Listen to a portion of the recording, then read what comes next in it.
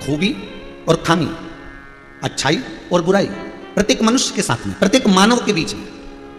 आप जितने लोग टीवी चैनल के माध्यम से, आस्था चैनल के माध्यम से कथा सुन रहे हो, चाहे मोबाइल पर, फेसबुक, यूट्यूब पर कथा सुन रहे हो, जिस माध्यम से आप कथा सुन रहे हो, चाहे हम होंगे चाहे आप होंगे, हर व्यक्ति को भगवान ने खूबी और खामी देखने के लिए नेत्र दिए, हर व्यक्ति को अच्छा और बुरा देखने के लिए नेत्र दिए। अब उन नेत्रों से आप, अगर आपके भीतर खूबी होगी तो आप खूबी ढूंढ लोगे, और आपके भीतर खामी होगी तो आप खामी ढूंढ लोगे, आपके भीतर अच्छाई होगी तो अच्छाई ढूंढ लोगे, आपके भीतर बुराई होगी तो आप बुराई ढूंढ लोगे।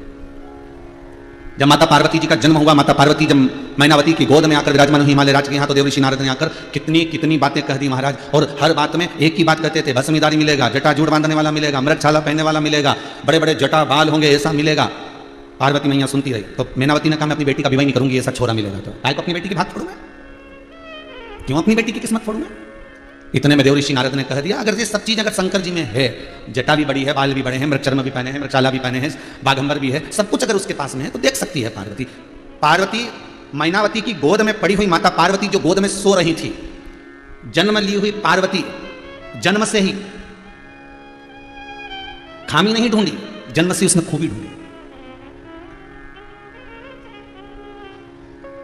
दुर्योधन से कहा गया कि संसार का एक अच्छा व्यक्ति ढूंढ कर लेकर आओ, और युधिष्ठिर से कहा पूरी सृष्टि में से एक बुरा व्यक्ति ढूंढ कर लेकर आओ। युधिष्ठिर को बुरा नहीं मिला, दुर्योधन को अच्छा नहीं मिला, क्योंकि इसकी दृष्टि में कभी अच्छा था ही नहीं, कभी अच्छा था ही नहीं। दुनिया की सबसे जिद्दी औलाद थी तो वो दुर्योधन ही थी। धृतराष्ट्र गांधारी के पास में बैठकर मेरे द्वार का नाथ कहते हैं कि 5 गांव का राज दे दो। धृतराष्ट्र और गांधारी कहते हैं ठीक है, मंजूर करते हैं 5 राज का गांव। पर जिद्दी औलाद इतनी थी कि उसने कह दिया मैं सुई की नोक के बराबर नहीं दूंगा। तो भगवान कृष्ण ने भी सोच लिया तू मत दे सुई की नोक के बराबर, हम तीर की नोक पे ले लेंगे, रख तेरे पास, तो अपने पास में रख, सुई की नोक भी रख ले, हम तो तीर की नोक पे ले लिया, देखेंगे कि तू देता है कि नहीं देता है। ये हमें हमें सीखना है, रख लो। इतनी जिद्दी औलाद नहीं होना, भगवान से कहना हो औलाद हो, पर इतनी जिद्दी नहीं होना चाहिए कि माता पिता का भी कहना नहीं माने, जिन माँ बाप ने जन्म दिया उनके भी नहीं सुने। इतना जिद्दपन किस काम का महाराज? जिसने प्रश्न किया है उससे निवेदन है कि ईश्वर सामने नहीं होता, पर आप जैसे टीचर कहता है कि बिना देखे लिखो, लिखोगे बिना देखे तो फिर पास होगे, अगली क्लास में जाओगे, उसी तरह भगवान कहता है कि मैं सामने नहीं हूं, बिना देखे मुझे याद करो, जपो मेरा नाम, बिना देखे मेरा भजन करो। मैं भले सामने नहीं पर रिजल्ट तो मैं ही दूंगा, पास में ही करूंगा। इतना सुंदर लिखा है किसी ने कि जो जपता है, जो भजता है वो भी रोता है, जो जपता नहीं, जो भजता नहीं वो भी रोता है। जो भजन नहीं कर रहा वो भी रो रहा है, जो जप नहीं कर रहा वो भी रो रहा है, और जो जप कर रहा है, जो भजन कर रहा है वो भी रो रहा है। तो किसी ने पूछा ये दोनों क्यों रो रहे हैं? एक भजन करने वाला भी रो रहा है, जप करने वाला भी रो रहा है, साधना करने वाला भी रो रहा है, मंत्र जपने वाला भी रो रहा है, और एक मंत्र नहीं जपने वाला, साधना नहीं करने वाला, भजन नहीं करने वाला भी रो रहा है। इन दोनों के रोने का कारण क्या है? तो शिव महापुराण की कथा कहती है, विद्येश्वर संहिता कहती है कि दोनों के रोने में अंतर है। तब साधना करने वाला, भजन करने वाला इसलिए रो रहा है कि मेरी इतनी उम्र गवा दी मैंने, और अब तप करने बैठा हूं, अगर और भजन कर लेता और तप कर लेता, इतना समय मैंने क्यों गवा दिया, ये और पकड़ लेता तो शायद मेरी जिंदगी सवर जाती, और वो महाकाल, वो शंकर मुझे दर्शन देकर चले जाता। इसलिए रो रहा है। तब साधना करने वाला इसलिए रो रहा है कि मेरा समय मैंने बर्बाद क्यों कर दिया, मैंने बाकी का समय क्यों गवा दिया।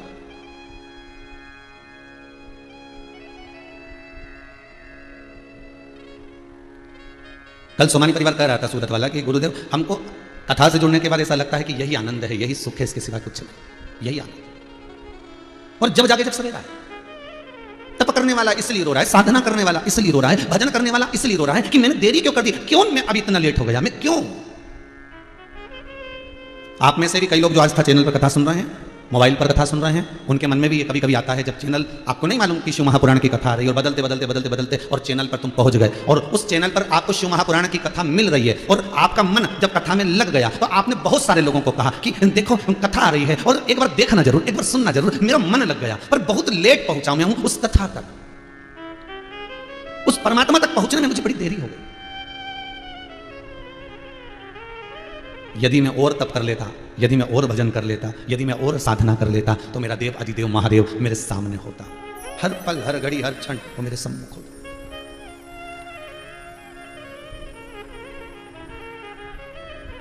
वो मेरे सामने खड़ा होता, और जब मेरे सम्मुख में होता तो मैं उसकी गोदी में बैठा हुआ होता। ध्रुव जी महाराज बिना देखे भजन करे भगवान मिले। प्रहलाद जी महाराज ने भगवान को देखा नहीं था, बिना देखे भजन करा भगवान मिले। मीराबाई ने बिना देखे भगवान का भजन करा, गिरधर गोपारा मिला। रामकृष्ण परमहंस जी ने बिना देखे जगदम्बा की आराधना करी, माँ जगतजननी का दर्शन हुआ। रामकृष्ण परमहंस जगतजननी का स्मरण कर लिए। संत तुकाराम जी ने बिना देखे भगवान का भजन करा, हरि विठ्ठल पांडुरंगा मिल गया। नामदेव जी महाराज ने बिना देखे भगवती स्मरण करा तो मेरा पांडुरंगा हरि विठ्ठल मिल गया। बिना देखे जब हम भजन की ओर बढ़ते हैं तो परमात्मा सामने होता है। तब साधना में परमात्मा भले सामने ना हो, और तब साधना में तुम्हारा भाव भगवान से जुड़ा हुआ होता। तप करने वाला भी रो रहा है, तप करने वाला रो रहा है, भजन करने वाला रो रहा है। इसलिए रो रहा है कि परमात्मा में इतनी देरी क्यों कर दी, मेरे मिलन में इतनी देरी क्यों हो गई। और भजन कर लेता, और तप कर लेता, और साधना कर लेता तो मेरा परमात्मा मुझे आनंद से मिल जाता। अब जो तप नहीं कर रहा, जो साधना नहीं कर रहा, जो भजन नहीं कर रहा, जो नाम जाप नहीं कर रहा, वो भी रो रहा है। तो उसके रोने का कारण क्या है? तो वो इसलिए रो रहा है कि बताऊं मैंने पूरी जिंदगी मक्कारी में निकाल दी, चोरी करने में, कपट करने में, बेईमानी में, छल में, प्रपंच में, सब में निकाल दी, और आज अंतिम समय में पलंग पर पड़ा हूं और भुगत रहा हूं। कष्ट मेरे जीवन को बस नोच रहा है। अरे भाई, मरते समय 4 बांस 40 कंडे तो कोई भी दे देगा। अभी कोरोना महामारी में इतने मरे, जिनके रिश्तेदार भी नहीं गए तो भी लोगों ने 4 बांस और 40 कंडे तो दिए, जलाया तो सही, आग तो लगाई। अरे मरने के बाद, मरते समय, प्राण छूटते समय 4 बांस और 40 कंडे तो दुनिया में कोई भी दे देगा, पर मरते समय 4 हाथ वाले नारायण को कोई लाकर नहीं देगा। अगर वो देगा तो तुम्हारा विश्वास ही देगा। 4 बांस तो कोई भी आएगा। जैसे ही मोहल्ले में कोई मरता है तो मोहल्ले के लोगों को कहा नहीं जाता कि बांस लेने जाओ कि कंडा लेने जाओ। वो तो मोहल्ले के लोग गए और बांस खरीद के लिया, कपड़ा खरीद। उनको तो मालूम है कि कितना लाना है। वहां तो कपड़े वाली दुकान पे जाके कहना भी नहीं पड़ता साहब कि इतना दो, कि हाइट छोटी है कि बड़ी। वो तो उसको नपा नपाया है कि बस इतना ही देना है। और जिंदगी भर ब्रांड का पहना, और आखिरी में जो कपड़ा डाला वो बिना ब्रांड का था, उसके ब्रांड का ठिकाना नहीं था कौन सी ब्रांड का। मोहल्ले के लोगों को कहा नहीं जाता कि तुम बांस खरीद के लाओ, कि तुम कंडे खरीद के लाओ, कि तुम ये वस्त्र खरीद। कहना नहीं पता कि 4 बांस 40 कंडे तो मरते ही तुमको कोई ना कोई दे देगा, पर मरते समय पर 4 हाथ वाला नारायण तुमको कोई नहीं देगा। उसको तो तुम्हें लाना पड़ेगा। अंतिम समय में उसको तुम्हें खड़ा करना है। तुम जो दान कर रहे हो, तुम जो पुण्य कर रहे हो, तुम जो सत्कर्म कर रहे हो, जो तुम भजन कर रहे हो, जो तुम बैसाख महीने में जल का दान, अन्न का दान आदि आदि जो तुम दान करने में लगे हो, जो तुम शंकर के अनुमोदन में लगे हो, जो तुम शिव महापुराण की कथा का रसतत्व ग्रहण करने में लगे हो, जो तुम शंकर की कथा को सुनने में लगे हो, ये मरते समय पर ये 4 हाथ वाला नारायण तुम्हारे सामने खड़ा होगा। कहते हैं जब शंकर के भगत के प्राण छूटते हैं उस समय पर 33 कोटि देवता ये देखने के लिए खड़े होते हैं कि मेरा कैलाश अधिपति शंभु उस जीवात्मा को नंदी पर बिठाकर खुद पैदल कैलाश पर जाता है। प्रतिदिन मेरा शंकर नंदी पर पार्वती को बिठाकर खुद घूमने जाता है। पर जब शंकर का भगत, मेरे कालों का काल महाकाल का भक्त, जब काशी विश्वनाथ शंभु का भक्त, जब ओंकारेश्वर सोमेश्वर केदारेश्वर का भक्त अपने प्राणों को जब त्यागता है तो 33 कोटि देवता, जैसे मोहल्ले में कोई मर जाए तो मोहल्ले के लोग खिड़की में से झांक कर देखते हैं, उसी तरह 33 कोटि देवता ये देखते हैं कि शंकर का भगत जा रहा है और मेरा विश्वनाथ नंदी पे से नीचे कूदकर नंदी को पकड़कर, उसके रस्सी को खुद पकड़कर और वो जीव आत्मा को नंदी पर बिठाकर लेकर जाता है। वो शंभु है, वो त्रिकालदर्शी, वो कैलाशी है। फिर निवेदन करूंगा, 4 बांस 40 कंडे तो कोई भी तुमको दे देगा, पर 4 हाथ वाले नारायण को अगर बुलाना है तो शंकर की कथा में डूबना पड़ेगा, शंकर की कथा में जाना पड़ेगा, शंकर का स्मरण करना पड़ेगा। तब तुम्हारी भक्ति, तुम्हारी दृढ़ता, तुम्हारा विश्वास और तुम्हारे भीतर जब परमात्मा बैठ जाएगा तो अंतिम समय में कोई आए ना आए पर वो 4 हाथ वाला जरूर आ जाएगा। आए ना आए प्रभु कुटुम कबीला, अंत समय प्रभु आना पड़ेगा, वादा किया तो निभाना पड़ेगा। लोग बांस की तैयारी करेंगे, दुनिया के लोग कंडे की तैयारी करेंगे, कपड़ा लाने की तैयारी करेंगे, कहीं कुछ सामान लाने की तैयारी करेंगे। दुनिया के लोग तुम्हारे मरते समय पर सारी व्यवस्थाओं में जुट जाएंगे। उस समय पर तुम कुछ नहीं कर पाओगे। करेगा कौन? जो तुमने भजन करा, जो तुमने दान करा, जो तुमने पुण्य करा, जो तुमने सत्कर्म करा। मरते समय पर 2 लोग बहुत काम करते हैं। एक मोहल्ले के लोग लकड़ी तैयार करना, कंडा तैयार करना, अर्थी तैयार करना, सामान तैयार करना, और एक ये जीवात्मा जो तुमने दान करा, पुण्य करा, सत्कर्म करा। ये 2 लोग बहुत तैयारी करते हैं। एक मोहल्ले के लोग, एक ये आत्मा भी तैयारी करती है। क्या तैयारी करती है? इसने बहुत दान दिया, इसने बहुत पुण्य करा, इसने भजन करा, इसने शिव महापुराण की कथा सुनी, एक नहीं ना जाने कितनी सुनी, भले टीवी के सामने सुनी, भले मोबाइल पर सुनी, जितना समय मिलता था उतनी सुनी, पर कथा तो सुनी। तब ये आत्मा उस नारायण से कहती है कि सामने आ जाओ, इसके प्राण छूट रहे हैं। वो 4 बांस की तैयारी करे और ये आत्मा 4 भुजानाथ को लाकर खड़ा कर देती है। ये आत्मा 4 हाथ वाले उस नारायण को लाकर खड़ा कर देती है कि इसकी अब प्राण जा रहे हैं और तुम्हें यहां खड़ा होना है।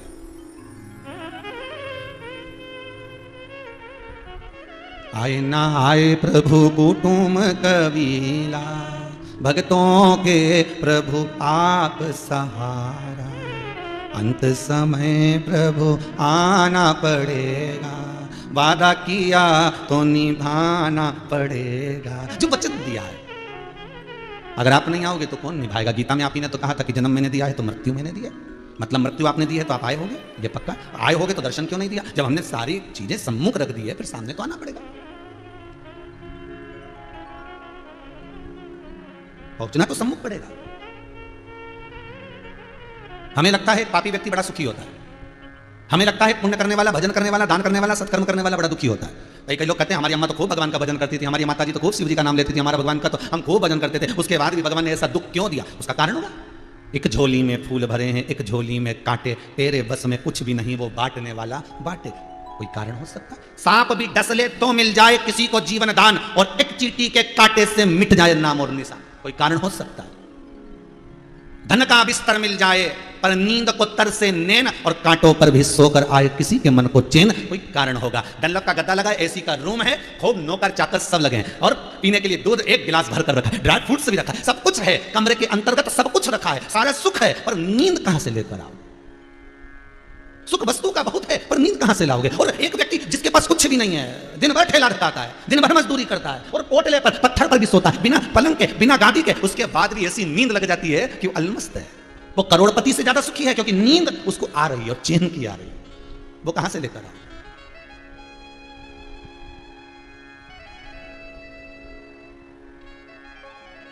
वो कहां मिलेगी? ऋषि नारद ने कहा अब ये संसार मुझसे देखा नहीं जाता। भगवान विष्णु ने पूछा क्यों? संसार में क्या हो गया? इतना जोरदार संसार, क्या कमी है? इतने बढ़िया बढ़िया संगीत बजाने वाले, अभी संसार में क्या कमी है? इतने बढ़िया बढ़िया लोग संसार में भजन स्मरण करने वाले, संसार में क्या कमी लगी? कमी है क्या संसार में? देव ऋषि नारद बोले मेरा मन नहीं लगता ये संसार को देखकर, इसमें क्या उल्टा उल्टा हो रहा है। जो भजन करता है, जो दान करता है, जो पुण्य करता है, जो सत्कर्म करता है, वही दुखी होता है, और जो पाप करता है वो बड़ा खिलखिलाकर हंसता सुखी होता है। भगवान विष्णु ने पूछा तूने कुछ देखा? अब भी देख के आया हूं। क्या देखा? एक गाय दलदल में फंस गई, कीचड़ में फंस गई, फिर निकल नहीं पा रही, बहुत प्रयास कर रही है गाय। दलदल में फंसी हुई गाय, कीचड़ में फंसी हुई गाय निकलने का बहुत प्रयास कर रही है, पर निकल नहीं पा रही। भगवान विष्णु बोले फिर क्या हुआ? देव ऋषि नारद बोले होना क्या था? एक चोर निकल के जा रहा था, इतना भारी चोर था कि दिन भर व्यसन में डूबा रहता था, मांसाहार, मदिरा, पान, रक्त आदि करना ही सब उसका कर्म था। अच्छा, वो गया, सामने बड़ा सारा दलदल, बहुत बड़ा कीचड़, उसमें गाय डूबती जा रही है। मुझे लगा ये गाय को बचाएगा, पर ये गाय के पास में जाकर गाय के ऊपर पांव रखकर पार होकर निकल गया, कहीं दलदल में ना फंस जाए, इसलिए गाय पर पांव रखा और निकल गया। और आगे जाकर जैसे ही पहुंचा तो उसको गड़ा हुआ धन मिल गया, खूब पैसा मिल गया, खूब धन उसके पास में आ गया। अच्छा, इतने बड़े पापी को तो धन मिलना ही नहीं था, इसको तो खजाना मिलना ही नहीं था। जब इसने गौ माता पे लात रखी, मरती हुई गाय को नहीं बचाया, तो फिर इसको? अरे शिव महापुराण में शंकर भगवान माता पार्वती को कहते हैं,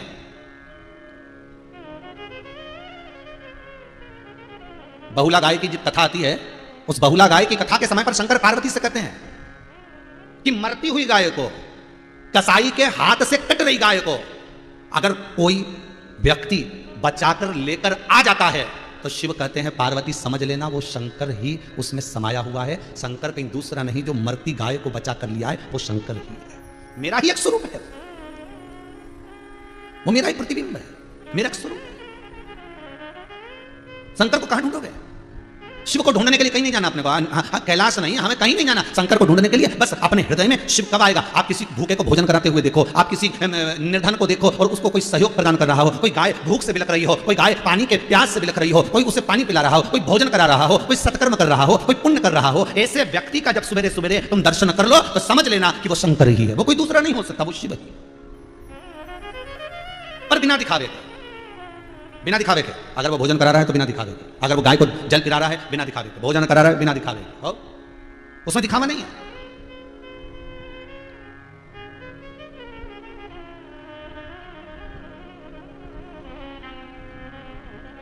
कई अखबारों में देखने को मिलता है एक केला हॉस्पिटल में देते हैं और 25 लोग खड़े होके फोटो खिंचवाते, केला एक, सब ऐसे खड़े और बेचारा मरीज ऐसा ले रहा है कि उसकी जिंदगी में उसने कभी केला ही नहीं खाया, एक केला, और 25 लोग बाजू में खड़े हैं। 25।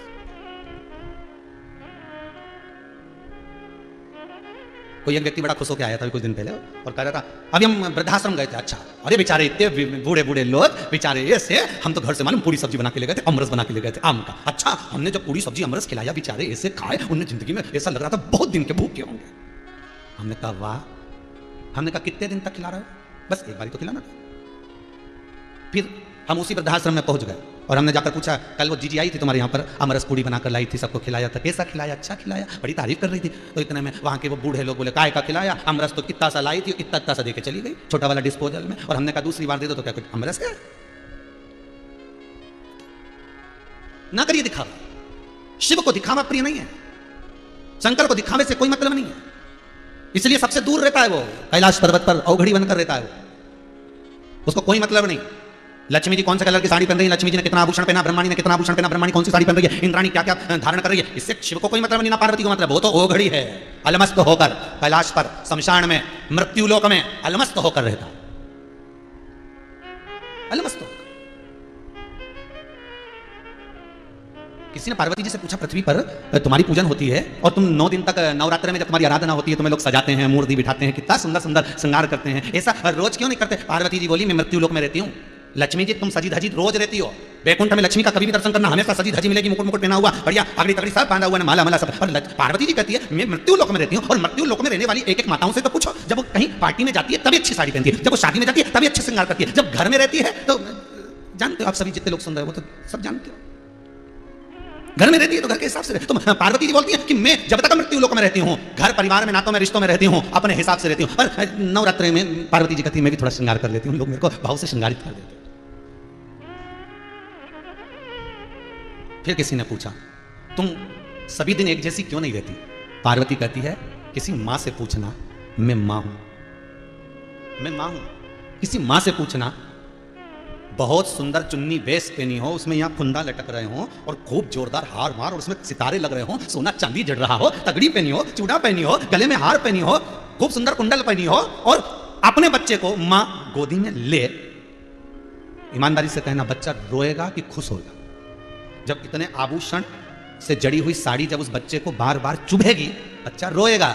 माँ कहती है, मैं मृत्यु लोक के इन संसार वासियों की माँ हूं, और कब किस बच्चे के दुखड़े को पोंछने के लिए, किस बच्चे के आंख के आंसू को पोंछने के लिए, कब किसके दुख को नष्ट करने के लिए मुझे किस बच्चे को गोदी में लेना पड़ जाए, ये समय का भरोसा नहीं होता। इसलिए माँ पार्टी में जाती है तभी श्रृंगार करती है, उसके सिवाय नहीं। उसके सिवाय तो घर में रहती है तो ऐसी रहती है कि कब कौन क्या आवाज लगाए वो तुरंत ला कर दे देती है, उसको कोई मतलब, उसको कोई मतलब। आप नारद जी बोले, वो पापी देखो, उसको सोने की मोहरें मिल गई, मिलना चाहिए क्या उसको? भगवान ने कहा आगे क्या हुआ वो बता तू तो।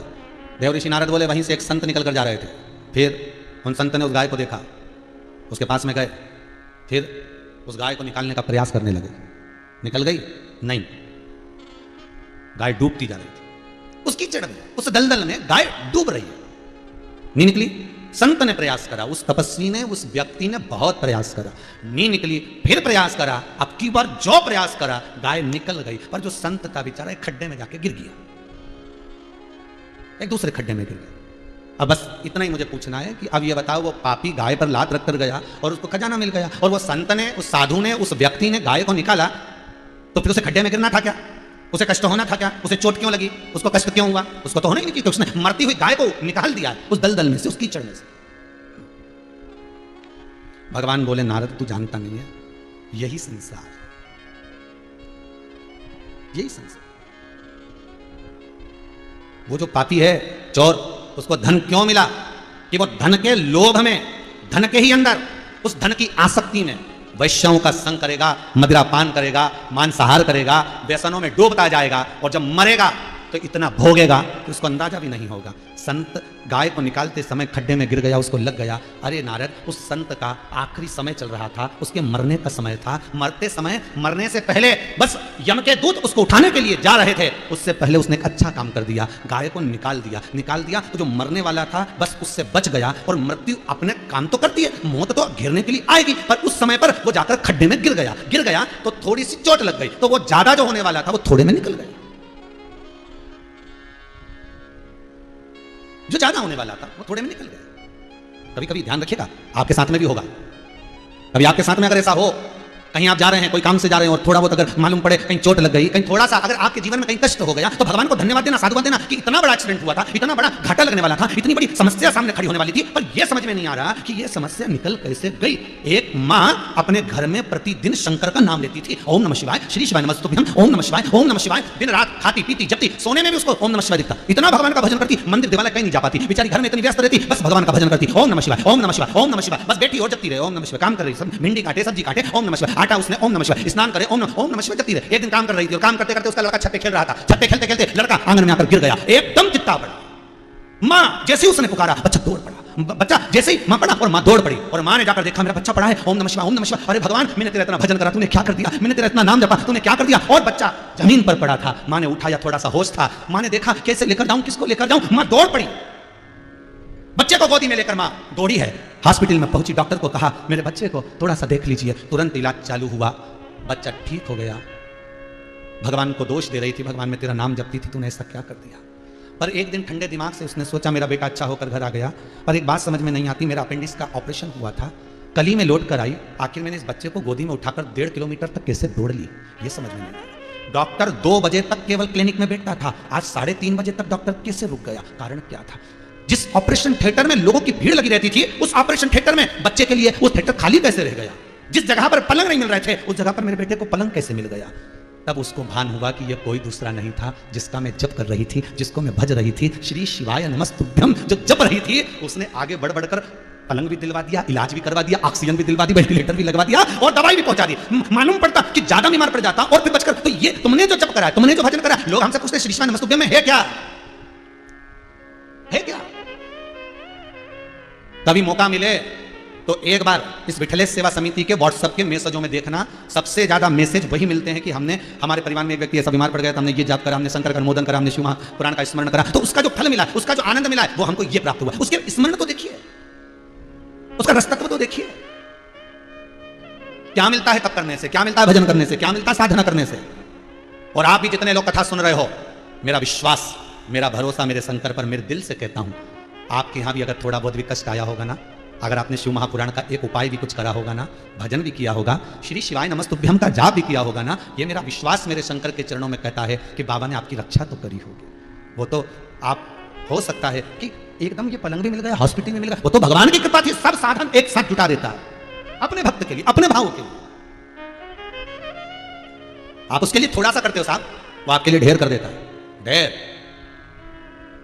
आप तो थोड़ा सा करे हो, पर उस परमात्मा ने आपके लिए ढेर। ये शिव महापुराण की कथा सुमानी जी हो रही है, पर पूरे भारत की भूमि ही नहीं, विदेशों तक में लोगों ने अखबारों में छपवा दिया कि कथा 2 बजे से 5 बजे तक आस्था चैनल पर इतनी बजे आती है, और इतनी अखबारों की न्यूज़ें आई हैं। मैं चाहूंगा समीर जी के पास वो न्यूज़ें रखी हुई हैं तो चैनल पर दिखाई जाए, आस्था चैनल वाले दिखाएं कि यूएसए में भी हिंदी अखबार में छाप कर दिया कि कथा 2 बजे से 5 बजे तक आस्था चैनल का जो, या वहां का जो समय होगा उसका स्मरण कराया उन्होंने, उस यूएसए के अखबार में, हिंदी अखबार में।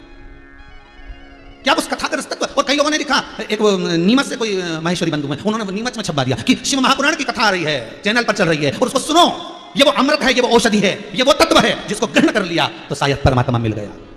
परतवाड़ा में किसी ने छपवा दिया, महाराष्ट्र में, कि जिसकी जिससे परिचय होगा, ऐसा तो है नहीं कि कहीं पत्रकार बंधुओं से किसी का कह दिया है फोन लगाकर, भैया एक न्यूज छाप दो, लोग सुन लेंगे तो अच्छा है, ये कथा है, ये आनंद है। और आप भी जो तेज आवाज में कथा चला रहे हो, पूरे वायुमंडल का संचार शुद्ध कर रहे हो, जगह जगह फोन कर कहते हो, जगह जगह सूचना देते हो, एक एक व्हाट्सएप पर आप अपनी इस लिंक को भेज रहे हो कि शिव महापुराण की कथा सुनो, ये अमृत तत्व है, ये वो तत्व है जो शंकर ने शायद इस कोरोना महामारी में कहीं कृपा कर बरसा दिया है।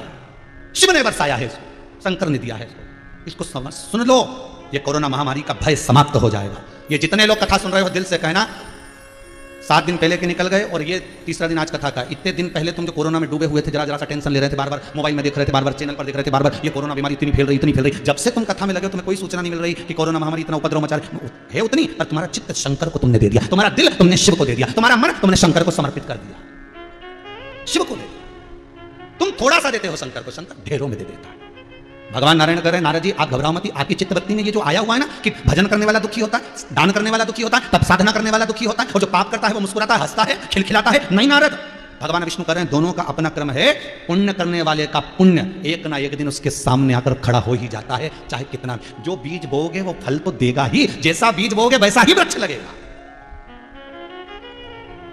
वैसा ही वृक्ष लगेगा।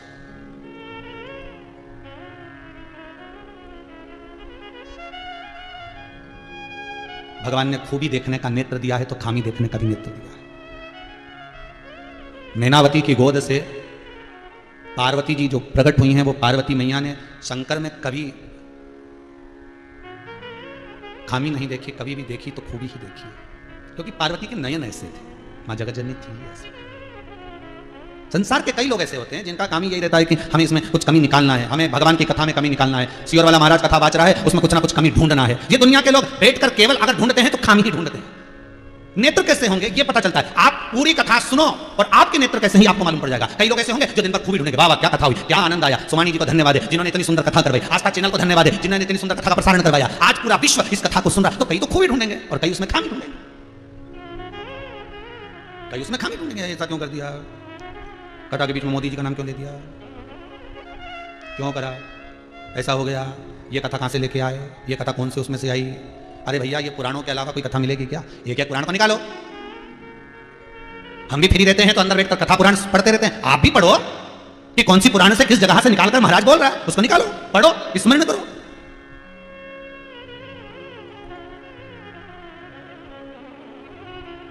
उस भक्ति में डूबो तो, और जब भक्ति में डूब जाओगे, देवऋषि नारद कहते हैं कि पुण्य करने वाला दुखी क्यों और पाप करने वाला सुखी क्यों। भगवान कहते हैं ये मन का धन है, ऐसा लगता है कि सुखी है पर दुखी वही है।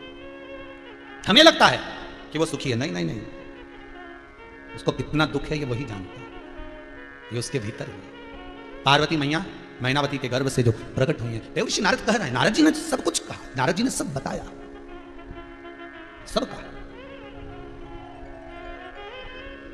और नारद जी ने जब कहा, मन चित्त पार्वती जी वो बाल्यावस्था से ही शंकर में लगा ली। पार्वती जी ने अपना मन शिव को समर्पित कर दिया। बहुत सारी खूबी देखी जाती है तभी दिल दिया जाता है। भगवान के प्रति अगर समर्पित हुए हो तो खूबी देखकर ही हुए हो, खूबी देखकर। इतना सुंदर देखो, आज भी विवाह के समय पर लड़की और लड़का देवी पूजन के लिए जाते हैं तो लक्ष्मी जी की पूजन करने नहीं जाते, सरस्वती की ब्रह्माणी की पूजन करने नहीं जाते। शादी के पहले जो माता पूजन होती है उसमें पार्वती का पूजन करने जाते हैं, देवी का पूजन करने जाते हैं, उमा का पूजन करने। कारण क्या है, हर लड़की हर लड़के को एक ही बात रहता है, सब एक भगवान से निवेदन करते हैं, ऐसी ही देना माँ, तेरी जैसी कृपा करना, तेरी जैसी ही देना। और कन्या जब पूजन करती है तो कहती है माँ जैसे आपके स्वामी हैं ऐसी ही कृपा कर देना, सिर पर गंगा की धार हो, भेजा ठंडा रहे, गले में भले विष रहे पर मौन रहे, ऐसा पति देना माँ। इतना शांत, इतना शीलवान कि चुप, जो अपनी पत्नी के लिए पूरे ब्रह्मांड को हिला दे, इतना चाहने वाला देना। दक्षाई जब कूद गई यज्ञ में, शंकर ने तांडव मचा दिया। चाहत कितनी होगी शिव की उस सती के प्रति। कोई नारी ये नहीं कहती भगवान के सामने जाकर कि मुझे राम जैसा, मुझे कृष्ण जैसा, मुझे ब्रह्मा जैसा, मुझे इंद्र जैसा, नहीं, मां शिव जैसा पति देना, शंकर जैसा, हे जगत जननी, भोलेनाथ जैसा। इसलिए तो छठ का व्रत होता है, इसलिए तो तीज का व्रत होता है, इसलिए चतुर्थी का व्रत होता है, इसलिए पंचमी, ये जितनी भी देवी के व्रत होते हैं, तो माताएं जो व्रत करती है तीज का, चतुर्थी का, छठ का, पंच जो व्रत करती हो, ये सारे देवी पार्वती के तो व्रत हैं। क्यों? क्योंकि इनके जैसा पति देना। कंठ में विष भरा है पर भेजा ठंडा, सिर पे गंगा धरी है, मौन। भोजन आया समय पे कर लिया, चुप, कोई शिकवा नहीं, कोई शिकायत नहीं, बस मौन। और इतना प्रेम कि जरा सा बिदल और उत्पल मात्र पार्वती जी को दृष्टि से देख लिए, उतनी देर में तो शंकर ने निपटा दिया। ये इसने, ये प्रेम, इतना चाहने वाला मुझे मिलना चाहिए। इसलिए हर कन्या देवी का पूजन करते समय ये मांगती है कि ऐसा मिले।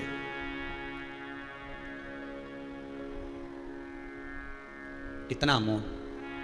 और परिवार भी कितना बड़ा था शंकर जी का। शंकर जी की बहन छिप्रिया,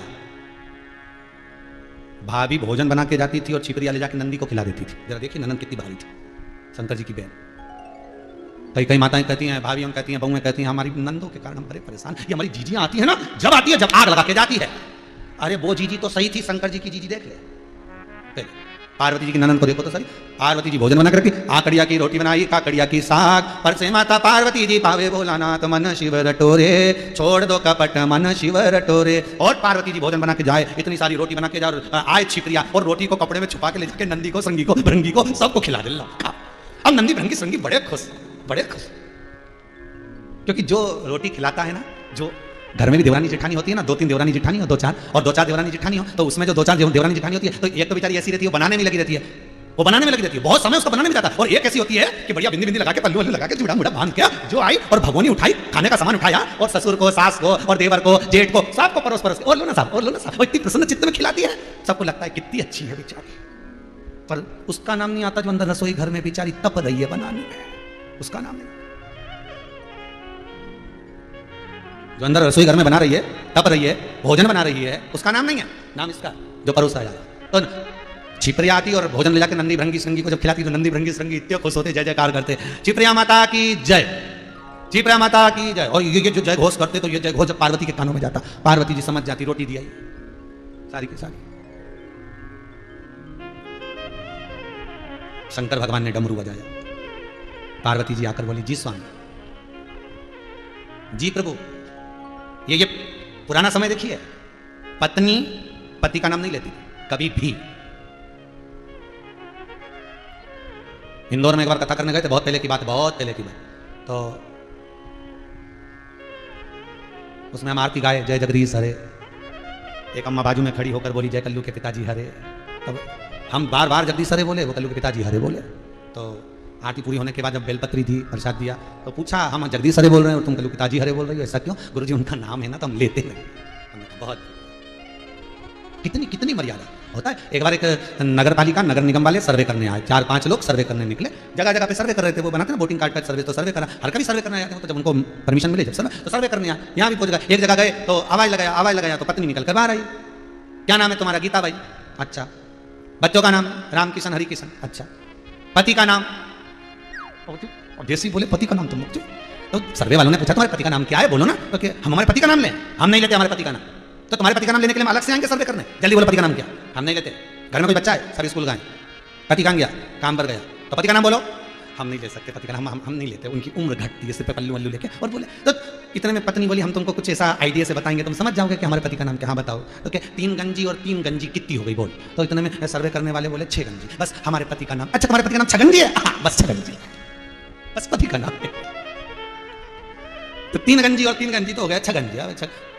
सर्वे वाले चल नाम नहीं लेते, पति का नाम मौन कर दिया, पति के नाम को लिया। तो यहाँ माता पार्वती भी भगवान जैसे डमरू खड़काया और डमरू खड़काते से पार्वती जी पहुंच गए और पहुंचते से पूछा बोलो स्वामी क्या बात है? भोलेनाथ जी बोले आज भोजन लेट हो गया, क्या बात है? तो पार्वती जी ने मुख से ये नहीं कहा कि छिपरिया ने ले जाके नंदी भृंगी श्रृंगी को दे दिया, भोजन कहाँ गया? तो तुरंत पार्वती जी बोली भोजन थोड़ा कम बना था और वो सब नंदी भृंगी श्रृंगी को भूख लगी होगी, तो जीजी ने मांगा होगा जीजी से, तो दीदी ने उनको करा दिया, जल्दी भोजन लाओ। फिर पार्वती जी भोजन बनाकर फिर शिव जी के पास। कभी विचार करिएगा, कभी विचार करिएगा। अगर एकांत में कभी बैठे हो आप, कभी एकांत में अगर आपकी बुद्धि चित्त में अगर आप लग्न लगाकर बैठे हो, तो कभी विचार करना कि सारे देवताओं का समय, ब्रह्मा जी का समय ब्रह्म मुहूर्त में, भगवान विष्णु का समय प्रातः काल में, इंद्र का समय अन्य काल में, सारे देवताओं का समय अलग अलग है, पर शंकर जी का समय ये शाम का समय प्रदोष काल ही क्यों? शिव जी का समय ये प्रदोष काल ही क्यों? कभी आप लोगों ने विचार करा? कभी आपकी चित्तवृत्ति में आया कि संकट सोमवार का उद्यापन करो तो प्रदोष काल के समय पर, अर्थात दोपहर पूरी होने के बाद शंकर भगवान का उद्यापन करो, किसी भी देवी देवता का, अर्थात हम उद्यापन करते हैं तो सुबह करते हैं, पर शंकर जी का 16 सोमवार, संकट सोमवार आदि का जो भी उद्यापन करते हैं वो शाम के समय प्रदोष काल में करते हैं। शंकर की आराधना प्रदोष काल का स्मरण क्यों करती है? तो उसका कारण क्या है? उसका कारण केवल इतना ही है क्योंकि गृहस्थी में फंसा हुआ व्यक्ति, परिवार में रहने वाला व्यक्ति, एक निश्चित समय पर भोजन नहीं मिलता, कभी लेट कभी अबेर, परिवार में रह रहे हो, बच्चों का संग है, परिवार का संग है, कुटुंब कबीले का संग है, तो थोड़ा ऊंचा नीचा होता था। तो शंकर जी का प्रदोष काल में पूजन का टाइम इसलिए था क्योंकि पार्वती मैया जब जब भोजन बनाती थी, जब जब आराधना करती थी, माता छिपरा, मां छिपरिया उसको ले जाती और दान पुण्य स्मरण कर देती, तो भगवान शिव के लिए फिर भोजन बनता था, तो शाम का समय प्रदोष काल हो जाता था शिव आराधना के लिए। तब भी शंकर भगवान प्रसन्न होते थे, हे पार्वती तू मेरे लिए कुछ लेकर आई है। प्रदोष काल के अंतर्गत जब भगवान को देती थी शिव आनंदित हो जाते थे।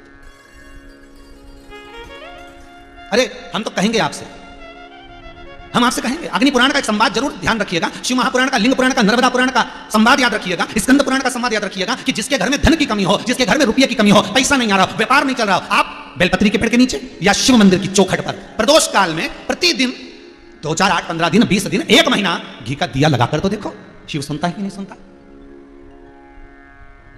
और जिस दिन आपका कोई काम अटक गया, नहीं हो रहा, सारी दुनिया के आपने हाथ जोड़ लिए, तब शमी के पत्ते ले जाकर प्रदोष काल में शंकर को समर्पित करके तो देखो। जिस शमी के पौधे में कांटे ही कांटे होते हैं, उस शमी की पत्ती को शंकर को देकर देखो।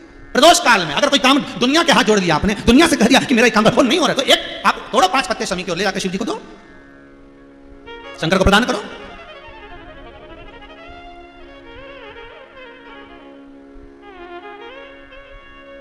प्रियता है, हमको लगता है।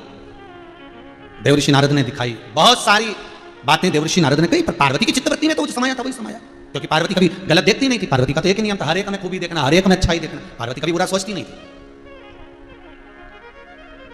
हमेशा पॉजिटिव सोचो, अच्छा सोचो और अच्छा विचार करो, गलत ना सोचो, हर चीज में अच्छी सोचो।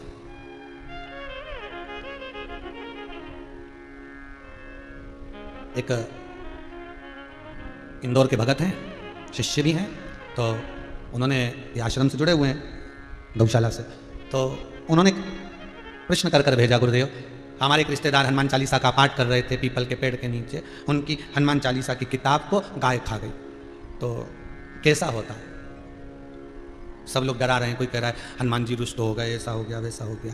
तो हमने उसको कहा कि भाई अगर हनुमान चालीसा की किताब को गाय खा गई तो गाय भी समझदार होगी और उसको मालूम होगा कि ये फटी टूटी कटी फटी किताब से बहुत दिन से पाठ कर रही थी, तो गौ माता ने विचार करा ये नई नहीं लाएगी, 10 रुपये नाश नहीं करेगी, क्योंकि जब तक ये पूरी गल नहीं जाए, फट नहीं जाए, घूम नहीं जाए, तब तक नहीं लाएगी। इसलिए इसको मैं, ये पत्नियां जो होती है ना, इनमें अकल बहुत अच्छी होती है, समझदारी। क्या पति जिस कपड़े को बार बार पहनता जाता है वो 25 बार बोलती है देखो बदल लो, अभी बुरी लगने लगी, देखो बदलने में तुमसे करें बुरी लगने लगी, ये बनियान तुम्हारी 4 जगह से फट गई, तुमसे 25 बार बोलती है, और एक दिन पति नहीं बदलेनी तो ये बहुत चतुर है, उसी बनियान से पोछा लगा दे, ले अब पहन ले।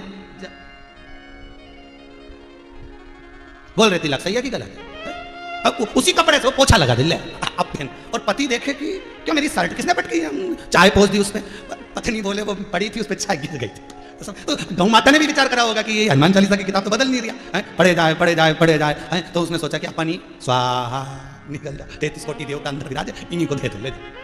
अब किसी ने हमको डरा दिया कि चालीसा तुम्हारी गाय खा गई तो तुम्हारे लिए गलत होगा। अब उसने कहा गुरुजी लोग कह रहे कि गलत होगा, हमने कहा चिंता मत कर, खा गई तो खा जान दे, परंतु 15 दिन के अंदर वो जो खाया है ना, भगवान के पास पहुंचा है ना, उसका पुण्य कहीं ना कहीं मिल जाएगा, पक्का कहीं ना कहीं प्राप्त हो जाएगा। और हुआ ऐसा कि उनके लड़के की जॉब नहीं लग रही थी और सरकारी सर्विस लग गई।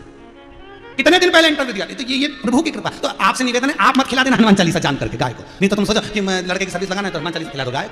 अब दुनिया तो ऐसी उल्टी सोच कर काम करती थी। अरे वो तो बेचारे की खा गई थी तो बात की बात, उसको लोग डरा रहे थे, भय खा गई वो जिसकी हनुमान चालीसा खा गई था कि अब क्या होगा, अब क्या होगा, बेचारी दुबली पतरी हो गई, उससे कुछ बने ही नहीं, सोच सोच के मरे जा रहे, तो उसको कह दिया चिंता मत कर, अच्छा होगा, नहीं तो तुम सोचो किसी और वाला मारा बोला तो उन्होंने भी खवा दी।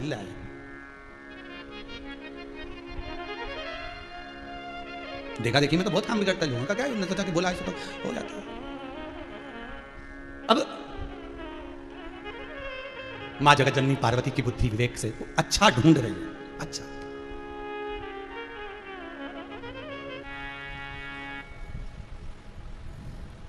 कहीं कोई लोग ने मैसेज निकाला था, शायद वो हमने पढ़ा, आपने भी पढ़ा होगा, कि पितरों की पूजन करो तो प्रेत की योनि मिलती है, ऐसा किसी ने लिख दिया था एक मैसेज में।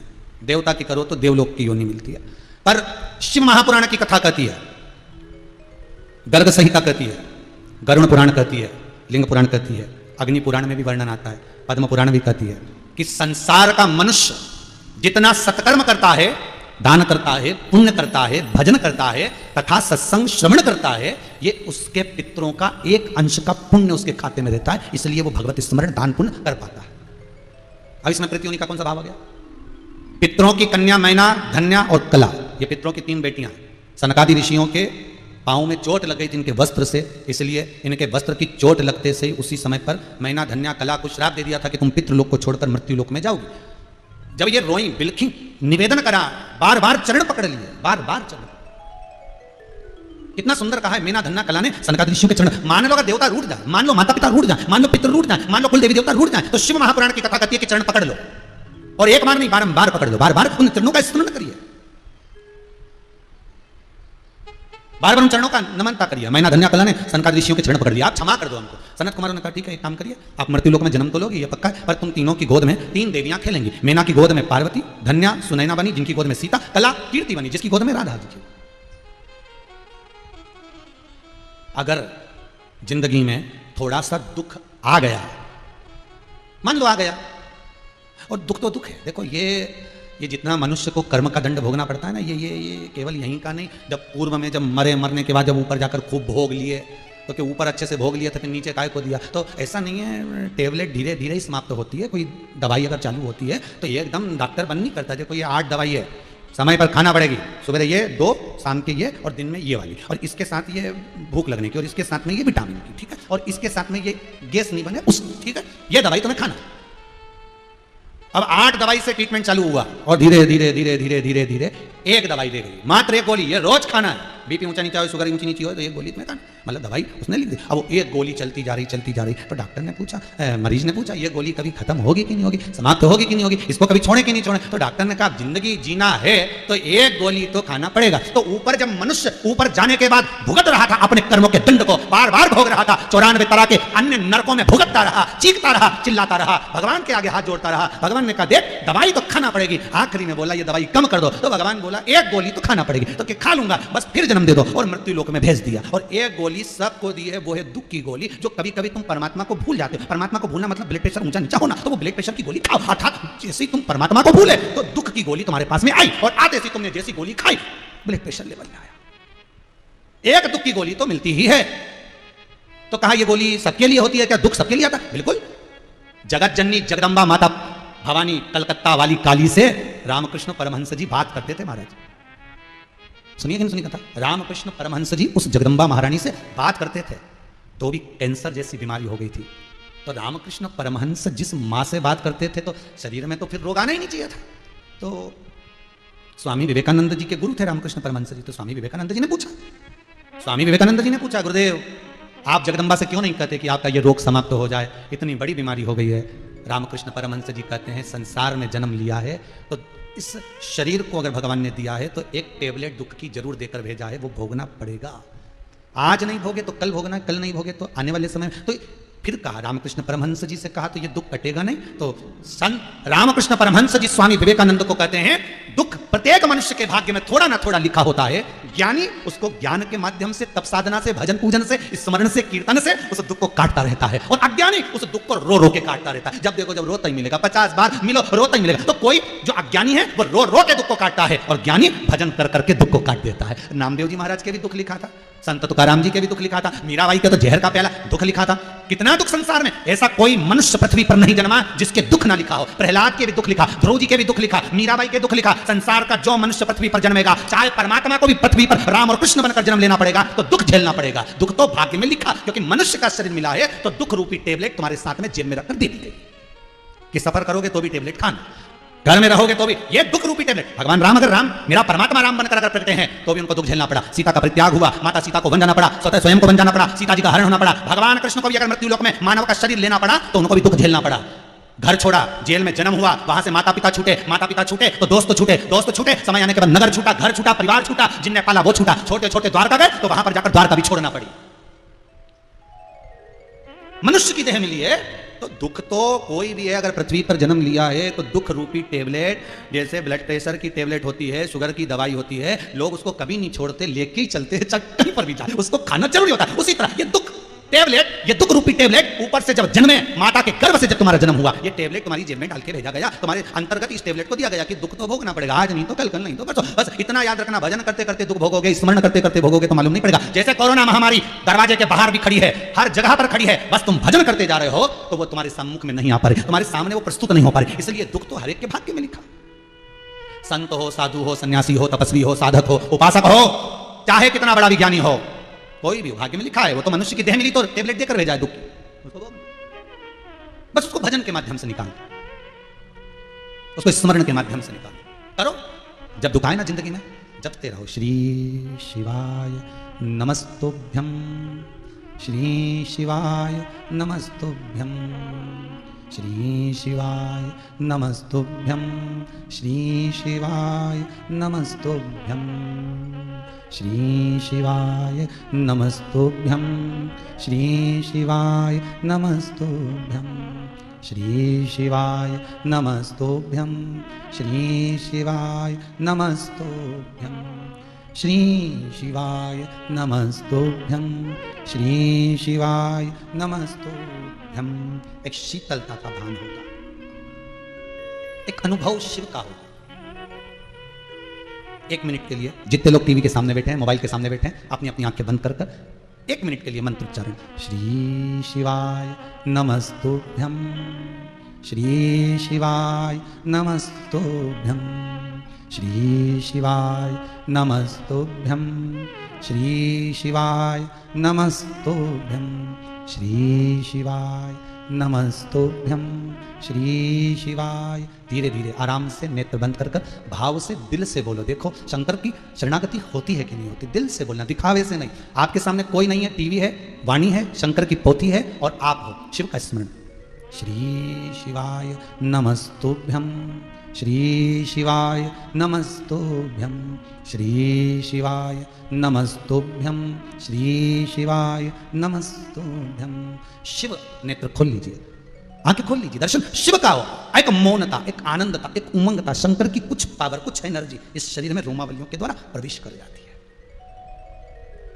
कल कोई कह रहा था गुरुदेव, आप बोल रहे थे कथा में कि टीवी की आवाज का वॉल्यूम तेज कर दीजिए, रोड की ओर बक्सों का मुख कर दीजिए जिससे लोगों को कथा सुनाई दे। इससे होगा क्या? हम कहते हैं आपके मुख से निकली हुई वाणी तरंगों के रूप में इस रोमावली से प्रवेश करती है पूरे वायुमंडल में। पूरे वायुमंडल में जब शंकर की कथा का संचार होता है 2 बजे से 5 बजे तक, लोगों ने लिखा है मैसेजों में कि हमारा गांव, हमारा नगर सूना हो जाता है। जब वायुमंडल में जब शिव महापुराण का संचार होगा, शंकर के शब्द गूंजेंगे, तो हो सकता है इस देश का, इस विश्व का कल्याण शीघ्र हो जाए। स्मरण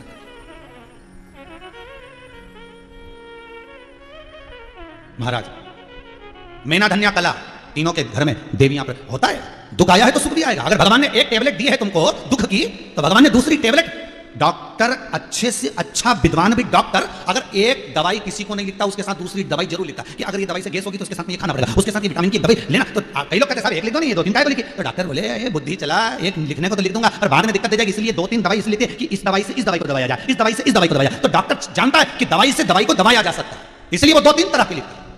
तो भगवान ने अगर दुख रूपी दवाई तुमको दिया है, तो भगवान ने जन्म से पहले जब मां के गर्भ में तुम उल्टे लटके हुए थे, दोनों मुष्टिकाएं बंद थी, भगवान से प्रार्थना करी थी मुझे मां के गर्भ से बाहर निकाल दे, मैं भजन करूंगा, भजन करूंगा, भजन करूंगा। और जन्म लेते से लग गया मैं तो भोजन करूंगा, भजन गायब हो गया, भोजन चालू हो गया। तो भगवान कहते हैं अगर एक दुख की टेबलेट तुमको दी है, तो भजन की इस सुख को लेकर आने की टेबलेट भी तुमको दी है कि जन्म लिया है तो भजन करना। मृत्यु लोक में राम जी ने शंकर जी का भजन करा, दुख कट गया, लंका पर चढ़ाई कर दी, रावण को मार कर वापिस आ गए। शंकर का भजन करा, भगवान कृष्ण ने शिव का भजन करा, नागेश्वर का स्मरण करा, तो वापिस वही सुख का अनुभव हो गया, वापिस सुख का अनुभव। उसको पुकारने के लिए उसने वाणी दी है। अरे बेचारी जीवान, इतनी छोटी सी, कितना सारा खिलाओ स्वाद बता देती है, अपने लिए कुछ भी नहीं करती, सब तुम्हारे लिए करती है। इतनी सी बेचारी जीवान, काजू बादाम पिस्ता इमरती जलेबी पकोड़ा भजिया अचार चटनी सबका स्वाद अलग अलग, और वो गया शरीर में खाया तो जीवान बड़ी क्या? अरे बोलो तो रे, जीवान बड़ी किसी की खाने से नहीं, बड़ा क्या शरीर, बड़ा क्या शरीर, जीवान नहीं बड़ी, जीवान तो बेचारी होती है, शरीर बढ़ गया, ऐसे थे ऐसे हो गए, शरीर बढ़ गया, पर जीवान नहीं बड़ी, जीवान तो बेचारी होती रह गई।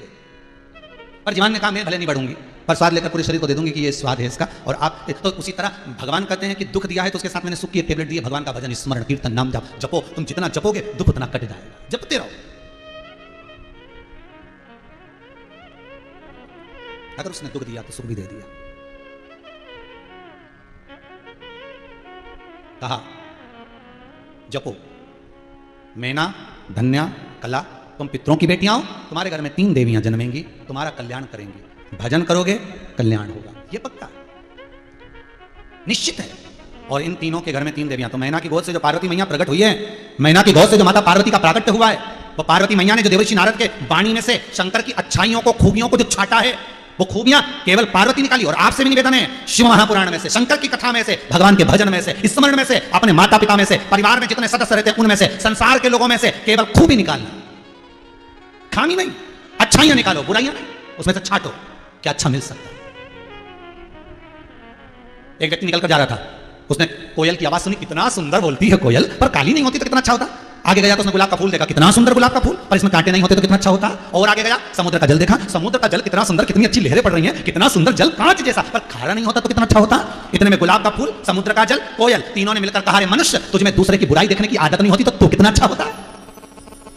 पूरी जिंदगी हमने बुराइयां देखी, वो कोयल में देख ली, गुलाब के फूल में देख ली, कहीं समुद्र के जल में देख ली। बुराइयां देखना छोड़ दोगे, आपके भीतर इतनी अच्छाइयां बढ़ जाएगी, इतनी अच्छाइयां बढ़ जाएगी कि दुनिया आपको नमन करेगी, प्रणाम करेगी, साष्टांग करेगी। आप अच्छाइयां ढूंढना चालू कर दो, आप में दुनिया अच्छाई देखना चालू कर दो। पार्वती मैया बड़ी हो गई, चित्तवृत्ति में शिव थे, भगवान शंकर ने भी कई बार परीक्षा ली। एक बार शंकर नटराज रूप रखा था। केवल नटराज रूप भगवान शंकर ने पार्वती के लिए नहीं रखा था। एक बार ब्रह्मा जी ने आकर कह दिया था कि सरस्वती को अहंकार आ गया है उसकी बाध्यता पर, सरस्वती को अहंकार आ गया है उसकी वीणा पर, सरस्वती को अहंकार आ गया है उनकी वाणी पर, स्वयं ब्रह्मा कह रहे हैं। तो शंकर भगवान ने पूछा क्या बात है ब्रह्मदेव, तुम क्या चाहते हो? भगवान ब्रह्मदेव कहते हैं कि बस अगर देवता की अर्धांगिनी होने के बाद भी अगर सरस्वती को वीणा देवी को इतना अहंकार आए तो ये श्रेष्ठ नहीं, उनके अहंकार को आपको गिराना है। शंकर भगवान नटराज का रूप धारण कर सरस्वती से कहते हैं कि तुम्हें नृत्य लीला कितनी है। माता सरस्वती नृत्य लीला को समझाते समझाते थक गई, नहीं जान पाई। तब शंकर ने नटराज रूप धारण कर जब सरस्वती के सम्मुख में नाट्य लीला करी, सरस्वती अचंभे में पड़ गई। सरस्वती अचंभे में, आपके भीतर अभिमान ना आया, आपके भीतर अभिमतता ना आना चाहिए। मीराबाई जब जब भजन गाती थी राग से, मन से, आनंद से गाती थी। तानसेन निकल कर जा रहा था, मीराबाई के भजन सुने तो उसने पत्थर उठा के दीवार पर लिख दिया कृपया राग में गाएं। भजन होने के बाद मीराबाई उठ के चली। किसी ने कहा यहां से अकबर के नगर का जो तानसेन है, जो सरों का सम्राट है, वो निकल कर गया था तो उसने लिखा है कृपया राग में गाएं। मीराबाई आप कुछ बोलोगी नहीं? मीराबाई ने कलम उठाई, राग के आगे लिख दिया अनु। क्या लिखा? अनु। अब पूरा हो गया कृपया अनुराग में गाएं। तानसेन निकल कर गया तो उसने कहा कल मैंने लिखा था राग में गाएं। अनु किसने लिखा? मीराबाई ने। तानसेन जाके मीरा के चरण पकड़ लिए कि सत्य कहा तूने, भगवान को रिझाने के लिए, परमात्मा को रिझाने के लिए राग की जरूरत नहीं पड़ती है, परमात्मा को रिझाने के लिए अनुराग की जरूरत पड़ती है। दिल से जो निकलेगा वही प्रार्थना हो, जो दिल से निकल गया वही प्रार्थना है। प्रार्थना अलग से नहीं बनती, दिल से कही हुई प्रार्थना। दुनिया को प्रसन्न करने के लिए अगर आप गाओगे तो वो राग है, दुनिया को प्रसन्न करने के लिए अगर कुछ कहोगे तो वो राग है, दुनिया को प्रसन्न करने के लिए कहोगे तो वो राग है, और भगवान को प्रसन्न करने के लिए अगर कुछ कहोगे तो वो अनुराग है। आप परमात्मा के लिए गा रहे हो, परमात्मा के लिए स्मरण कर रहे हो, परमात्मा के लिए आप जो कुछ बनाओ वो परमात्मा के लिए।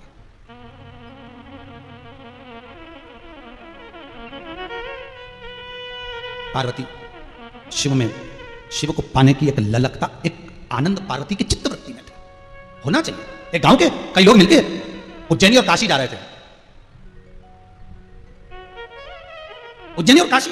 तो उन्होंने कहा पहले कहां चलते थे? पहले उज्जैनी चलते हैं। उसी नगर के लोग अच्छी गाड़ी वाड़ी तैयार कर ली और उज्जैनी जाने लगे, काशी जाने लगे। तो वहां पर एक गरीब व्यक्ति रहता था, बहुत गरीब, बड़ा बेचारा, बहुत गरीब। अब इसका मन हुआ कि भैया देखो तुम्हारा साथ मिल जाएगा तो हमको भी ले चलो, हम भी चले उज्जैनी काशी। तो उन्होंने कहा गाड़ी में जगह नहीं है, हम नहीं ले जा सकते, हमारी बैलगाड़ी में तो इतनी जगह ही नहीं है। तो वो उसने सोचा बैलगाड़ी में जगह नहीं, हम कैसे उज्जैनी जाए, कैसे काशी जाए, कैसे महाकाल का दर्शन, कैसे विश्वनाथ का दर्शन करें? तो उसने कहा काम करो तुम गाड़ी से चलो, हम पैदल चलते। और वो व्यक्ति अपना थोड़ा सा सामान लेकर, एक आध जोड़ कपड़ा मपड़ा लेकर चल दिया, और भगवान शंकर का भगत था, शिव का स्मरण करता करता चल दिया। मन में वही भगवान शिव की भक्ति लिए, बोल बम बोल बम बोल बम बोल बम बोल बम बोल बम चला।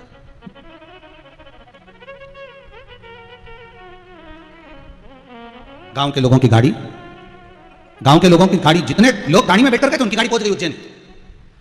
और जैसे ही उज्जैनी पहुंची, रुके। अब गाड़ी से जाओगे, पैदल जाओगे तो अंतर आएगा कि नहीं आएगा? अब जितने लोग गए थे सब बढ़िया रुक गए, बैठ गए, सब आनंद में, सबने खाया पिया, साथ में सतुआ तुआ लेकर गए थे, भोजन वोजन लेकर गए थे, सब बनाया करा, खाया पिया, महाकाल के दर्शन करे, छिपरा मैया का स्नान करा, हर सिद्धि का दर्शन करा, गढ़काली का दर्शन कर सब काशी के लिए रवाना। उन्होंने सामान वामान पैक करके गाड़ी में फिर रख दिया, और ये पैक कर निकल ही रहे थे, इतनी देर में ये गाँव का बेचारा वो पैदल पैदल आ गया। शंकर का भगत था, शिव का स्मरण करता करता कालो का काल महाकाल, कालो का काल महाकाल, महाकाल महाकाल बोलता बोलता आ गया। पूछते पूछते पहुंच गया तो गांव के लोग इसको दिखाए।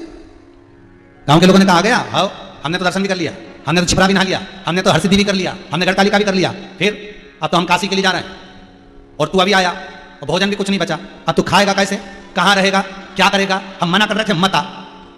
उसने कहा अब क्या करूं तुम बताओ। तो अब घर लौट जा, भले दर्शन मत कर, भूखा मर जाएगा। उसने कहा नहीं,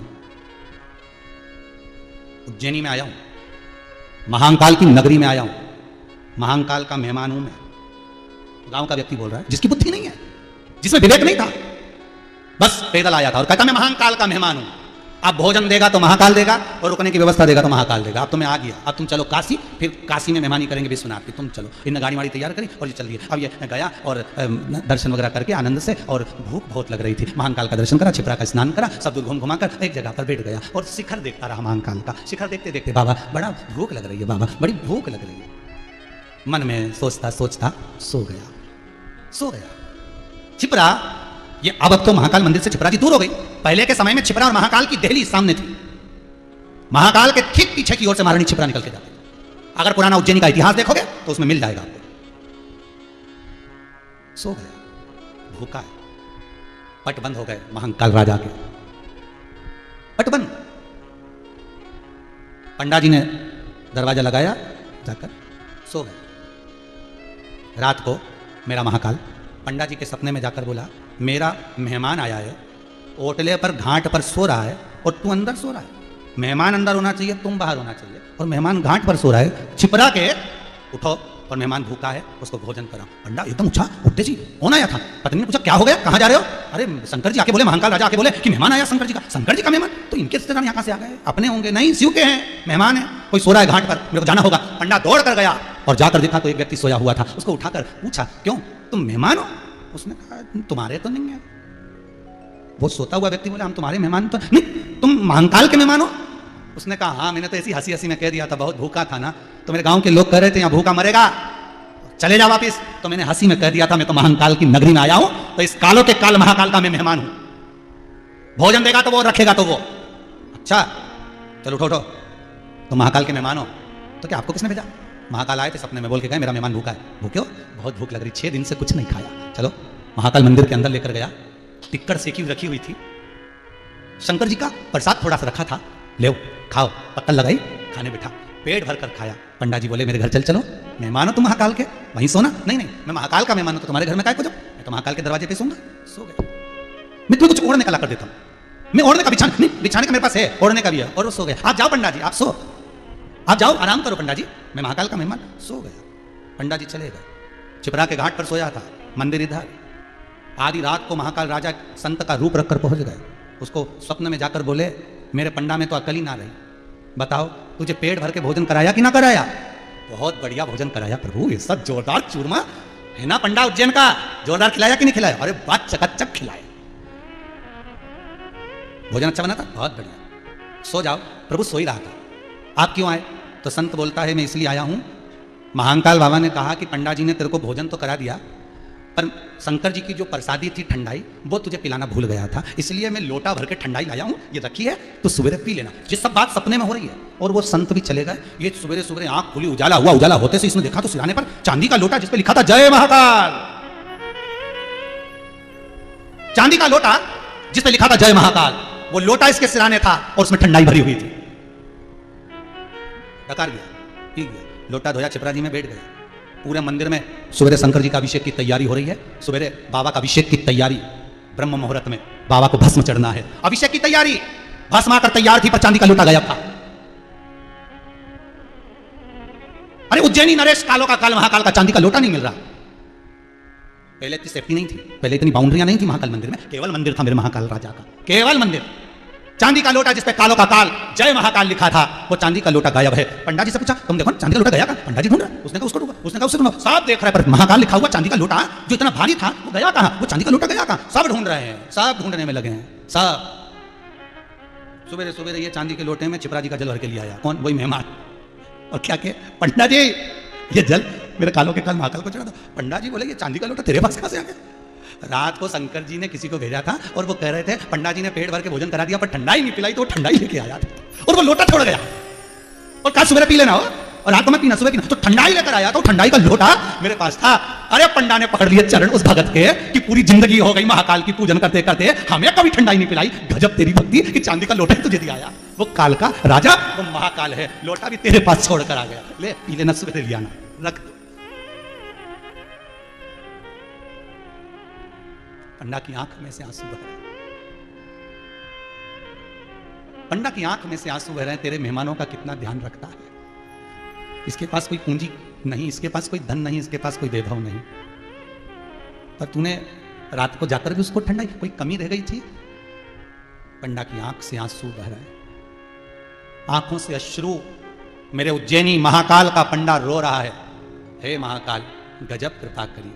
पंडा ने शिव को, शिवलिंग को गले में लगाकर कहा, आज से उज्जैनी में आने वाला एक एक भगत आपका मेहमान है, तो इस पंडा का भी मेहमान है। उज्जैन के पंडा का भी मेहमान रहेगा। महाकाल के मंदिर में दर्शन करने वाला एक एक भगत, उज्जैनी का पंडा कहता वो मेरा भी मेहमान रहेगा। चांदी के लोटे को जब देखा, पंडा की आंख से आंसू निकल रहे थे। भगत कहता है ये लोटा मैंने चुराया नहीं, मैं सत्य कहता हूं। पंडा कहते हैं आपने चुराया नहीं, आपके पास आया कैसे? रात को कोई संत आए थे, उन्होंने पूछा भोजन करा दिया पंडा जी ने? हाँ। कैसा लगा? अच्छा, सब अच्छे से खा लिया, अब विश्राम करो, पर मेरे भगत ने तुम्हें ठंडाई पिलाना नहीं चाहिए, वो भूल गया था, इसलिए मैं ठंडाई लेकर आया हूँ। ये ठंडाई देकर गया था। कौन था? मैं पहचानता नहीं हूँ, मैं तो छिपरा के घाट पर सो रहा था, मुझे नहीं मालूम कौन था। पंडा जी कहते हैं वो कोई दूसरा नहीं, मेरा महाकाल राजा सामने खड़ा हुआ था। मेरा महाकाल खड़ा, मेरा महाकाल तुम्हारे सामने। कहां से आए हो? गांव का नाम बताया। कहां जा रहे हो? काशी जा रहे हो। पंडा जी कहते हैं अब काशी जाने की जरूरत ही नहीं बची, अब क्या काशी जाओगे, अब तो दर्शन उसने दे दिया। वो सामने आकर जब खड़ा ही हो गया, हाथ से जब ठंडाई पिला दी है, क्या सोमानी जी सूरत में आप बैठे कथा का लाभ ले रहे हैं परिवार पर, मैं सत्य कहता हूं, इस व्यासपीठ का, इस कुबेरेश्वर धाम का, भले अभी लॉकडाउन चल रहा है और आपसे भी निवेदन है कोई यहां नहीं आए, घर बैठकर सुनिए, पर इस कुबेरेश्वर धाम में शिव पुराण का एक नियम जरूर है कि यहां जब जब शंकर की कथा हुई है, या तो काशी से या उज्जैनी से शंकर की भस्म जरूर आई। आज एक 1 स्टार पुलिस वाला उज्जैनी से आ गए और कहते हैं कि उसका कोई बैरागी, उनके उस पर लिखा हुआ था, कोई बैरागी जी थे, और वो जो भस्म चढ़ाते हैं उस पंडा का पर्सनल गार्ड है गवर्नमेंट की ओर से। तो उन्होंने कहा कि ये भस्म भेजी है और आपको दर्शन कराऊंगा वो भस्म और महाकाल का एक छोटा सा फोटो। इस शिव कथा का कुछ ऐसा प्रमाण रहा है कि या तो शंकर की माला आ जाती है काशी से, या कोई भस्मी आ जाती है, चंदन आ जाता है, बाबा का शॉल आ जाता है, उज्जैनी से भस्म आ जाती है, कम्बल आ जाता है, कुछ ना कुछ प्रत्येक कथा में मेरा महाकाल, मेरा विश्वनाथ कुछ अपना प्रमाण भेज ही देता है। और आज उसने भस्म भेजी, कुछ प्रमाण भेजता है। लोग कहते हैं शिव कहां है, हमें दिखता नहीं है, हम कहते हैं कि शिव महापुराण में शंकर ही बसा है। उसको पहचान लो भाई, उसको जान लो। हम भी नहीं पहचान पाते, हम भी नहीं जान पाते कि उसकी कृपा कितनी होती है, कब कैसे कृपा कर देता है। ये सूरत का सोमानी परिवार जिसको 2023 में कथा मिल रही थी और मन में तुकता कथा करवाना, भले 5 दिन की मिल जाए, 3 दिन की, पर शिव पुराण करवाना है, पर मन में आ गया तो शंकर ने कृपा करी। वो कैसे करता है, क्या करता है, कैसे देता है, ये वही जान सकता है। तब ठंडाई का लोटा लाकर तुम्हारे सामने बस विश्वास, भरोसा, दृढ़ता उस पर रखकर चलना, वो मिलेगा। उज्जैन के पंडा ने भक्त के चरण पकड़ लिए। पंडा भी हो तो ऐसा और भक्त भी हो तो ऐसा। शंकर कब प्रेरणा दे देते हैं, और उज्जैनी नरेश के महाकाल राजा का वो पंडा रात को अपनी पत्नी से कहता है कि मेरे महाकाल का कोई मेहमान आया है, मेरे महाकाल का कोई मेहमान आया है। वो पंडा दौड़ कर जाता है और ढूंढता है वो मेहमान कौन सा है, वो मेहमान कौन सा है। वो पंडा ढूंढता है। मैं उज्जैनी, काशी, 12 ज्योतिर्लिंग के इन जितने पंडा हैं, इनके चरणों को प्रणाम करता हूं, दंडवत करता हूं कि आपकी सेवा, शंकर के प्रति समर्पण, आपकी एकाग्रता को नमन करता हूं। ये पंडा कोई साधारण नहीं। उठो भाई उठो, तुम शंकर जी के मेहमान हो। तो वो आंख में विचार करता है कि मैंने तो हंसी में कह दिया था कि मैं शंकर का, हमारे मुख से अगर शंकर के लिए हंसी का भी कभी निकल गया कि मैं तो जानूं कि शंकर में ऐसी प्रबलता है क्या, इतना अगर निकल गया तो शंकर ने प्रबलता दिखा दी। शिव को देरी नहीं लगती, यहीं रहता है मृत्यु लोक में, पृथ्वी पर, इसी भूमि पर। कब आ जाए तुम्हारे सामने कोई भरोसा नहीं, किस रूप में आएगा कोई भरोसा नहीं। चला भगत चला। पंडा जी बोले काशी जाकर क्या करोगे, यहीं तो काशी आ गए, यहीं शिव में। उस भगत ने क्या कहा, नहीं जाऊंगा तो मेरे गांव के लोग कहेंगे कितना बड़ा भगत बनता था, एक ही जगह दर्शन करके रह गया और गांव वापस लौट गया। मेरी हंसी उड़ जाए चल जाएगा, पर मेरे महादेव की हंसी नहीं उड़ना चाहिए, मेरे विश्वनाथ की हंसी नहीं उड़ना चाहिए, मेरे कालों का काल महाकाल की हंसी नहीं उड़ना चाहिए। दुनिया तो तैयारी कर बैठती है उपहास करने के लिए, दुनिया तैयारी कर बैठती है हंसी उड़ाने के लिए, दुनिया तैयार कर बैठती है कि कब इसकी पतंग कटे और हम डोंडी पीटे, कब इसकी पतंग कटे और हम हंसी करें। दुनिया तैयारी कर बैठती है कि कब ये नीचे गिरे और हम जगत में प्रसिद्धि करें कि इसने ऐसा कर दिया। दुनिया पांव खींचने के लिए तैयार खड़ी रहती है, पर दुनिया वालों को यह नहीं मालूम रहता कि हाथ तो मेरे कालों के काल महाकाल ने पकड़ कर रखा है, तो गिरना कैसे देगा। तो वो कहता है मुझे काशी जाना पड़ेगा, क्योंकि मेरी हंसी उड़ जाए चल जाए, पर हमारे महादेव की हंसी नहीं उड़ना चाहिए। मैं पैदल काशी जाऊंगा। काशी जाता जाता जाता जाता एक जगह चक्कर खाकर गिर गया, चक्कर खाकर नीचे गिर गया। जिसके भरोसे पर जा रहा था, जिसके विश्वास पर जा रहा था, वही शंभू गांव के लोगों का रूप रखकर आकर बैलगाड़ी में सुलाकर लेकर गए, दर्शन करा दिया। तो इतना खुश हुआ, तुम मेरे को गाड़ी में बिठा लिए, तुम मुझे गाड़ी में लेकर जा रहे हो, तुम मुझे काशी लेकर जा रहे हो। होश आते से बोला तुम मेरे लिए रुक गए थे। शंकर भगवान बोले हाँ हम तो तेरे लिए रुक गए। शिव जी ने उनका रूप क्यों लिया, क्योंकि इसका विश्वास उनके प्रति खत्म नहीं होना चाहिए, उनका विश्वास इसके प्रति खत्म नहीं होना चाहिए। दुनिया में शंकर कहते विश्वास ही मूल है। भरोसा होगा तो शंभू है, भरोसा है तो कंकड़ में शंकर है, भरोसा है तो श्वास में शिव है, भरोसा नहीं तो इस श्वास के जाने के बाद केवल शव है। विश्वास रखिए शंकर सामने। दुख आएगा, तकलीफ आएगी, कष्ट आएगा, बीमारी आएगी, थोड़ा सा भी दुख, थोड़ी सी भी बीमारी तुम्हारे सामने आ जाए तो शंकर को याद करना, उस काल अधिपति को याद करना जो दुनिया के लिए काल हर सकता है, सामने खड़ा हो सकता है, वो महाकाल ही हो सकता है, उसके सिवा कोई नहीं। वो काल अधिपति है, महाकाल, कालों का हरण करने वाला है, वो सामने हो। पार्वती मैया की तब साधना प्रबल हो गई। जब माता जगतजननी जगदम्बा माता पार्वती तब साधना में लीन हुई, तब शिव से विश्वास रखकर कहा कि मैं केवल आपको ही वरना चाहती हूं, मैं आपकी होना चाहती हूं, आप कृपा कर दो। शंकर जी ने बारंबार परीक्षा ली। होता है जब भक्त भगवान को अपना बनाना चाहता है तो उसकी परीक्षा होती है, उसकी परीक्षा होगी।